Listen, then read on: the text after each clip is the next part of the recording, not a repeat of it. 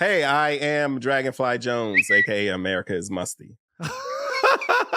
I am the Jethro Jenkins, aka John. I'm Gardy B, and this is the Jenkins Jonez YouTube channel. We've got fresh YouTube exclusives dropping every week. Like and subscribe so you make sure you get everything in your feed. Let's talk about the Timberwolves beating the absolute dog shit out of the Nuggets tonight. I don't know what to say about this team. That was their season low in points allowed on the road in Game 2 against the defending NBA champions. This feels like old school basketball, baby. They beat the fuck. This is why I don't understand people who say defensive basketball is boring. They beat the hell out of those boys in their gym. You have fans chanting Wolves in 4. I was shocked by the way these first two games went. And I say that as someone who thought the Wolves was going to win the series. What did y'all think of tonight's game and the way this series has started?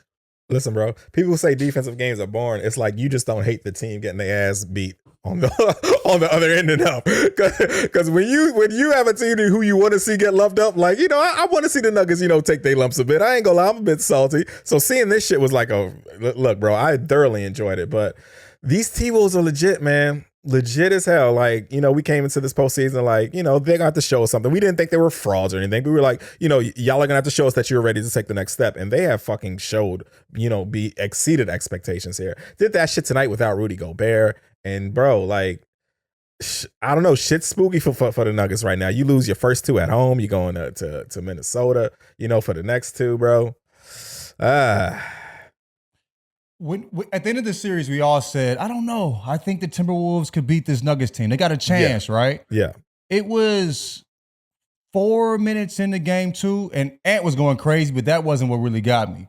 It was when he stood up Murray on a play, where Murray was trying to get around him, and he had nowhere to go. No help was coming. It was just Ant sitting on his ass. And I'm like, and I texted the group chat. You know what I'm saying? I was like, it's going to be a rough series. The Nuggets going to have their hands full. I had no idea it was going to get to this point. But like when you have a defense that good that rushes everybody, there's no bad defenders. You know what I'm saying? If there's a turnover, Ant can start the fucking break. Nas can start the break. That's what we saw tonight, where there was a turnover and anybody it went to pushing, putting pressure on the defense. Denver looked fucking gas because they're getting pressure on both ends of the court, and then like to have to be defended by somebody by this team where there's not a bad defender. And then have pressure put on you in the break and in sets where like you have to try to stop Ant that's looking like fucking MJ. It's looking spooky, like you said. And we talked about Wemby a lot. Like Wemby's up next. We had said Wemby versus what's your boy name? It's going to be the future of the NBA. Versus Chet. Nah, it's going through Ant, G. It's going through Ant. Wemby has the ability for sure, but what we cannot ignore what we're seeing right now. It feels like a passing of the guard. It feels like we are seeing who is going to be running the league in the future playing right now, G. And he ain't scared of no fucking body. You know what I'm saying? Crazy. It's crazy. I'm going to tell y'all who impressed the shit out of me tonight. Nas Reed, bro. They left that man on the island with Jokic quite a few times, and he held his own. Like, that kid was so impressive tonight. We laughed at that Gobert trade. Granted, Gobert didn't play tonight. They didn't need him. Mm-hmm. But Tim Connolly, the GM of the Wolves who built this Nuggets team, when he, mortgaged the Wolves' whole fucking future for Gobert, he knew the formula. He knew that you had to have a solid, defensive front court to get past the Nuggets. Right.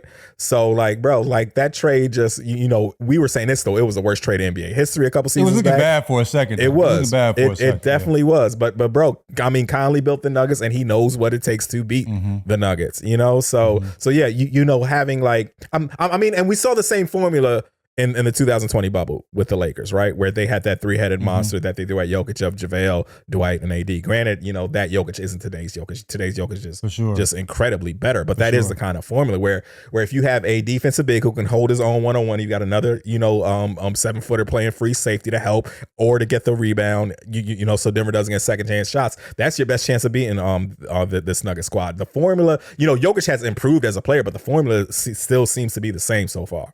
Mm-hmm. What I would say about that trade, and I think what we said and what Hanif said as a Wolves fan, was the only way it made sense is if they had 100% confidence that Anthony Edwards was going to arrive at 21 or 22 years old, not 26 or 27 years old. Mm-hmm. They bet on their guy, and they hit the fucking jackpot. Jesus. He is an absolute monster. He's out here being compared to Michael Jordan and saying he doesn't like it and then doing an impression of Michael MJ Jordan. Like, come on, bro. He's doing the like, no. Don't compare me to Michael Jordan. Like, he looks hey, like that a monster, motherfucker moves bro. like MJ out there. I know people think it's blasphemous to compare anyone to MJ, but that dunk he had on KD where he did the whole, square your body and do that one arm pump shit. That's MJ, dog. Like, I saw Mike when I saw that shit, bro. And that fadeaway, like, you got to look twice at that motherfucker. His fluidity. I mean, even against KCP at the end of the game, that spin move. Like that, KCP is a great defender. You know what I'm saying? A small defender too. You would think quicker feet. He spun out KCP. KCP didn't know what the fuck that nigga was at. You feel me? Like, it's beautiful to watch him play, G. Like, and you can't look at him without seeing MJ. Yeah. Like, I know a lot of times it's like, don't say it. It's impossible not to see. You know what I mean? It's impossible. You can't help but see it. It's beautiful to see, bro. I'm excited. We have seen scouts say Deshaun Stevenson was MJ. So I think we might need to up the ante a bit here and get a little closer to reality. So I think we might need to lean into the whole, comparison. And he moves like MJ, bro. It's not a big deal. Like him. He moves like MJ. Like, bro, like I think Paolo moves like Bron. I'm not saying Paolo's the level of player that Bron is. You know what I'm saying? A player can move like a guy without being the caliber of player he is. And people need to kind of distinguish the two. But I also think there's nothing more exciting in sports than what is happening with Anthony Edwards right now, what happened with Tyrese Maxey as well, of watching someone become a guy, become the guy. Like, if you're a Sixers fan, I have a friend who's a diehard Sixers fan. He feels fucking great right now. Because when Tyrese Maxey turns into Tyrese Maxey, all of a sudden a lot of roster moves make sense. If Anthony Edwards is going to score fucking 40 points every time he walks onto a playoff court, he's making every trade look like a genius trade because it's got that dude in the middle of it. Like, that's what's so exciting about this. And I know we talked during the regular season about the difference between regular season playoff basketball. This is what playoff basketball is about. You could do anything you want from fucking October to April. It doesn't fucking matter compared to 6 games playing the way Anthony Edwards is playing to start the playoffs. They're 6-0. I mean, they're beating the fucking shit out of people too. I mean, they're doing it in a way that you always win. Make it hard on one end for the other team, and then you get easy shots on the other end. You know what I'm saying? Like, it's hard to beat them. What we need from the Nuggets, what the Nuggets need to win, is what we were expecting of the Lakers.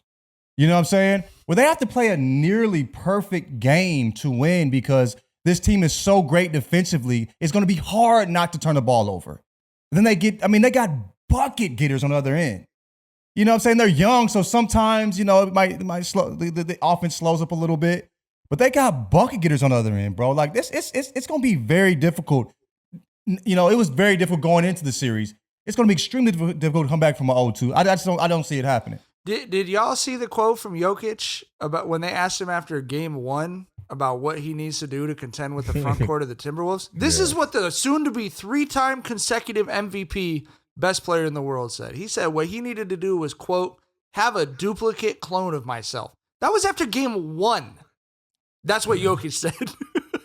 Are you looking at these niggas when by you the you know. When you know, when you know that they throw some shit at you that you can't really do nothing with, dog. I mean, Minnesota's kind of had Denver's number all season. And then look at them in like the second quarter, they look gassed. Like them boys, they running them boys out the fucking gym, bro. Them niggas is getting cooked. It's crazy. I never thought I'd see Denver getting.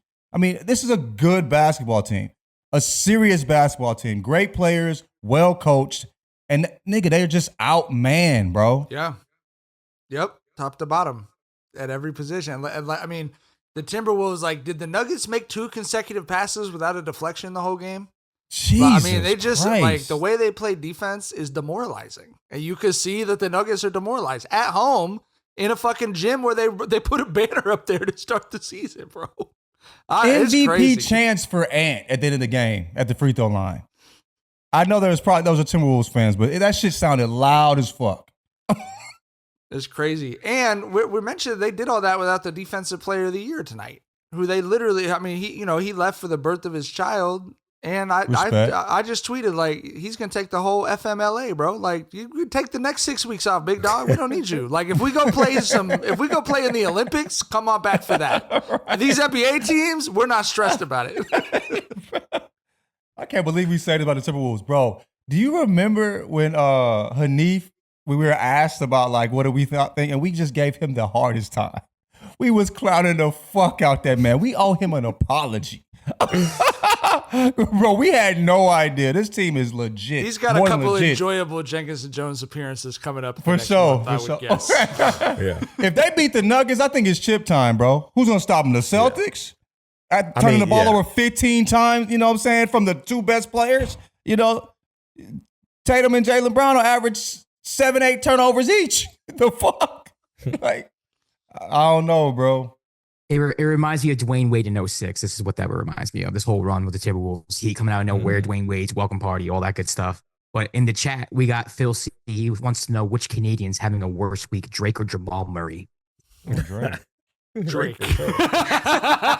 that boy is in hell. We've all had a difficult time buying tickets. Lakers games are expensive, but I try and find games to take my son Vinny to. It's hard to find good deals, especially at the last minute. You shouldn't have to worry when you buy tickets to your next big event. GameTime is the fast and easy way to buy tickets for all the sports, music, comedy, and theater events near you. The Lakers have a ton of home games the remainder of the year. I like that in the GameTime app, they have last-minute tickets. You can see views from every seat. GameTime is the only ticketing app that gives you complete peace of mind with your purchase. Their all-in pricing shows your total up front, so you know you're getting a great deal before you buy. They also have the GameTime guarantee, which means you'll always get the best price. Take the guesswork out of buying tickets with GameTime. Download the GameTime app, create an account, and use code J&J for $20 off your first purchase. Terms apply. Again, create an account and redeem code JANDJ for $20 off.